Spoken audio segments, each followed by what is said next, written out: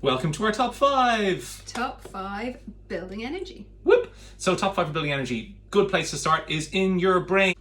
So your brain contains lots and lots of little cells that all have little mitochondria that need to make energy. Every time they need to make that energy, they need lots of a thing called coenzyme Q10. CoQ10 is something that depletes in our body over time. So over like 35, 40 years old, we're not doing that well at producing it. And that's why we start to get like a bit of a, what did I eat for breakfast yesterday? Brain fog. Get your CoQ10 in. Yes, you need it. CoQ10. Yes, well, if you can't talk anymore, CoQ10. Second thing is magnesium, one of my favorites. Why is magnesium so important for energy though? Because it's involved in like 1,000 different enzyme reactions depending on who you listen to. And if you think about those enzyme reactions, they go to your cardiovascular system, they relax the smooth muscle to allow blood to flow, which gets oxygen to organs. Again, we just talked about oxygen and how important that is.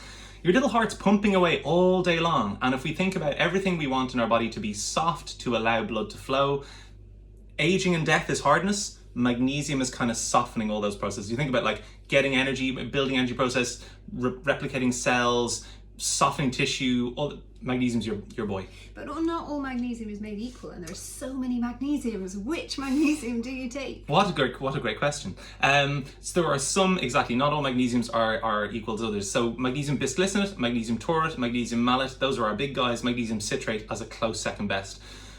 Essentially the reason is because magnesium in a supplement form needs to be bound onto something in order to trick your body into thinking it's a food. So it's usually a protein, amino acid it gets bound onto.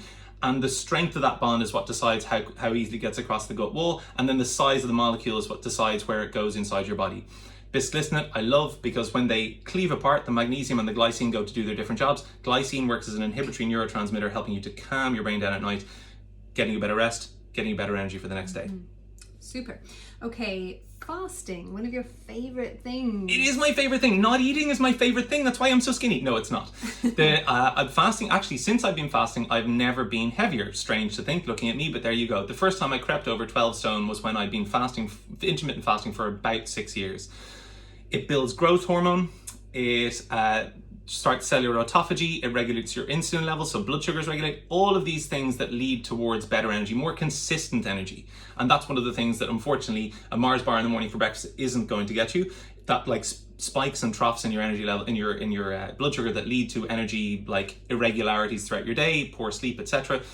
Consistent energy, if you want it, definitely look at narrowing your feeding window to less than 10 hours and increasing your fasting window to more than 14. It's actually not that hard. It sounds like, remember when you started talking to me about fasting, I was like, Your facial expression was what again?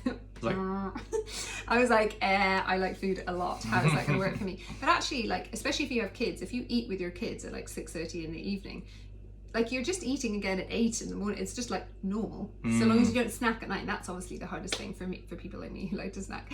Nighttime is often when you come down from putting the kids to bed and you're like, I'll just have my chocolate now. All you have to do is just not to do that. And then you just naturally fast and you give your body that little break. So then absorption, uptake of nutrients, all that cool stuff is working better. More energy, digestive fire, super.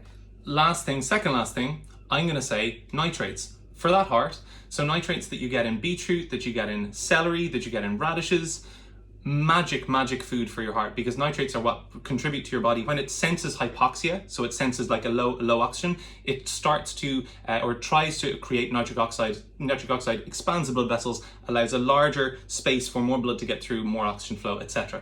Dietary nitrate is what it relies upon. Beetroot, celery, your two best bets. And also pomegranate's so good for your heart though, right? I love pomegranate. It's like your number 6. I'm sorry. It's a food. Anyway, Fair. Grand. Last thing is a movement break. Movement breaks. So what are we going to go for? We are going to go for a little quick movement break that you can do when you're sitting during the daytime, or if you're a standing person, you can do it standing too. And what this is going to do is just fire up your circulation, just get everything moving again, and just give you that instant burst of energy that you need when you're feeling sluggish. Cool. Movement breaks. So this one is my favorite one to give you some pep back in your step when you're feeling really sluggish in the daytime. So you can do it standing. If you stand with your feet hip width distance apart and soften your knees, you're going to have your hands down by the sides, just give them a little shake. And we're going to inhale up to the front, inhale out to the side, inhale up above, and then when we exhale, we're going to bend our knees and we're just going to let everything dangle down like a little rag doll. Okay? So let's do it together. Bend our knees, inhale through the nose, inhale through the nose, inhale through the nose, exhale slightly, and again, inhale through the nose, Inhale through the nose, inhale through the nose, exhale with a sigh, and then rolling back up again. And I would do that maybe 5 times in a row. Give your arms a shake and your legs a shake, and you should feel that all that fresh blood flow traveling around your body. Top 5.